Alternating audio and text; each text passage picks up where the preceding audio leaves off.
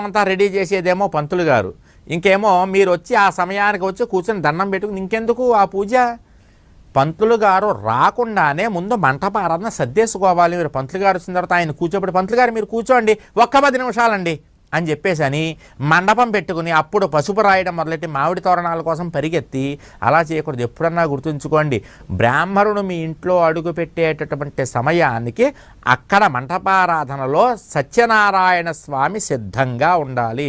సత్యనారాయణం దేవం వందేహం కామతం ప్రభుం లీలయావితం విస్మం ఏన తస్మై నమో నమః అంతే తప్ప పంతులు గారు వచ్చిన తర్వాత ఇదిగో పంతులు గారు అదిగోండి తువ్వాలు, ఇవిగోండి బియ్యం, అవిగోండి సర్దుకోండి, ఇవిగోండి ఒత్తులు నలుపుకోండి అని చెప్పకూడదు. బ్రాహ్మణుడు అంటే బ్రహ్మస్థానంలో ఉన్నటువంటి వాడు చేయవలసినటువంటి పని ఏమిటయ్యా అంటే వచ్చి పూజ చేయించి వెళ్ళాలంతే, అంతే తప్ప అన్నీ వాళ్ళు ఇచ్చేస్తే మీరు నలుపుకుంటూ కూర్చుని ఒత్తులు నలుపుకుని దాని నూనె ప్యాకెట్ కట్ చేసుకుని అక్షంతలు కలుపు